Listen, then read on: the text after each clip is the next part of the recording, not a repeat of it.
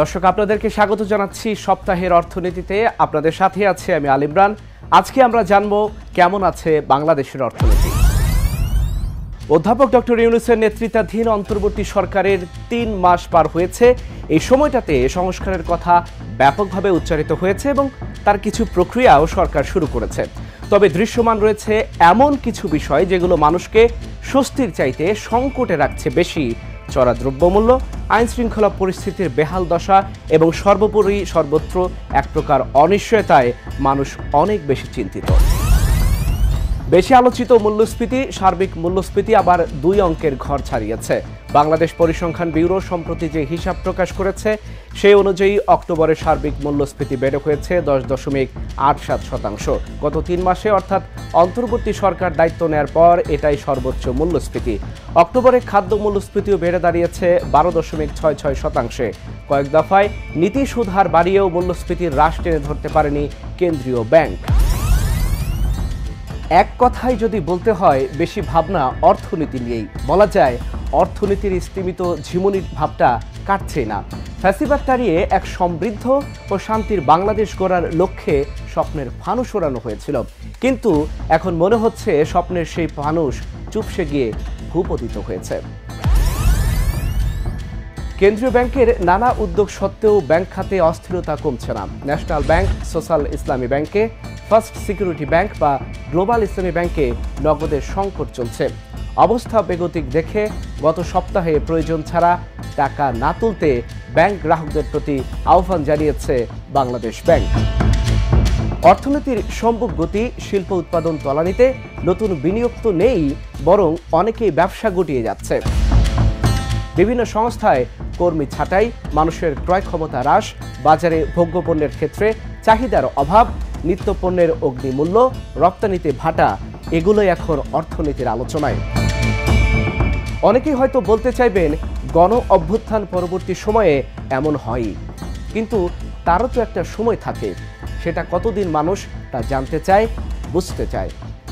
খোদ সরকারি সংস্থা বাংলাদেশ পরিসংখ্যান ব্যুরোর বলছে, শিল্প উৎপাদন প্রবৃদ্ধিতে মন্দার কারণে 2023-24 অর্থ বছরের চতুর্থ প্রান্তিকে বাংলাদেশের অর্থনৈতিক প্রবৃদ্ধি প্রায় অর্ধেকে নেমে 3.91% দাঁড়িয়েছে। এ সময়ে কৃষি উৎপাদন ও সেবা খাতের প্রবৃদ্ধিও কমেছে। দায়িত্ব নেয়ার পর গত 10 আগস্ট অর্থ উপদেষ্টা সালেউদ্দিন আহমেদ বলেছিলেন, বিভিন্ন কারণে দেশের অর্থনীতি স্লথ হয়ে পড়েছে। আমাদের লক্ষ্য হবে অর্থনীতিকে যত দ্রুত সম্ভব গতিশীল করা, কারণ অর্থনীতি স্তব্ধ হয়ে গেলে সেটা চালু হওয়া বেশ কঠিন। আমরা অর্থনীতিকে স্তব্ধ হতে দিতে চাই না। রপ্তানি আয় ও রেমিটেন্স প্রবাহ ইতিবাচক পথে আছে, তবে রিজার্ভ, ব্যাংক খাত, পুঁজিবাজার ও মূল্যস্ফীতি নিয়ে এখনও স্বস্তি ফেরেনি। পরিবর্তিত পরিস্থিতিতে সরকারের উন্নয়ন কর্মকাণ্ডও স্থবির হয়ে আছে। পোশাক খাতে অস্থিরতা অনেকখানি কমে এলেও একেবারে থেমে যায়নি। গাজীপুর অঞ্চলে বিক্ষিপ্ত সংঘর্ষ, পোশাক কর্মীদের সড়ক অবরোধ চলছেই। এর মধ্যে 15% সম্ভাব্য ক্রয়াদেশ বাতিল হয়ে গেছে। কয়েকটি দেশ এই সুযোগকে ব্যবহার করে ক্রেতা গোষ্ঠীকে টানার চেষ্টা করছে এবং বেশ খানিকটা সফলও হয়েছে। শিল্প খাতে মূলধন, যন্ত্রপাতি, শিল্পের কাঁচামাল আমদানি সহ সব কিছুর আমদানি কমে গেছে। এই অবস্থা চলতে থাকলে তার এক দীর্ঘমেয়াদী প্রভাব পড়বে অর্থনীতিতে। এই মুহূর্তের প্রধান কাজ হচ্ছে যে করে হোক মূল্যস্ফীতি সহনীয় পর্যায়ে নামিয়ে আনা, আর এজন্য যা যা করা প্রয়োজন সবই করতে হবে অন্তর্বর্তী সরকারকে। কিন্তু কোনো সুযোগেই কোনো স্বস্তি নেই। জিডিপি প্রবৃদ্ধি কমছে, বিনিয়োগে বেহাল দশা, রাজস্ব আয়ে বড় ঘাটতি, রপ্তানি আয়ে ধীরগতির মাঝে সরকারকে ভাবতে হচ্ছে মূল্যস্ফীতি নিয়ে। জিডিপি প্রবৃদ্ধির কথা আগেই বলা হয়েছে। বিশ্ব ব্যাংক, IMF ও এশীয় উন্নয়ন ব্যাংকও বাংলাদেশের জিডিপি প্রবৃদ্ধি নিয়ে উদ্বেগের কথা জানিয়েছে। কয়েকদিন আগে বিশ্বব্যাংক পূর্বাভাস দিয়েছে, বাংলাদেশের চলতি অর্থ বছরে জিডিপি প্রবৃদ্ধি 4% নেমে আসবে। IMF বলছে 4.5% হবে। এডিবি বলছে 5.1% প্রবৃদ্ধি হবে। স্থির আয়ের মানুষের জীবনমানের ওপর মূল্যস্ফীতির প্রভাব বেড়েই চলেছে।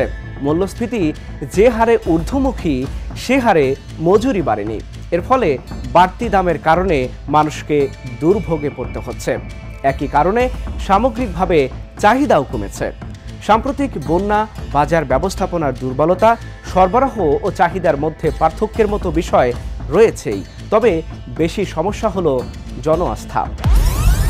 দ্রব্যমূল্য কমছে না কারণ আমাদের আর্থিক ব্যবস্থার সঙ্গে মানুষের সম্পৃক্ততা কম।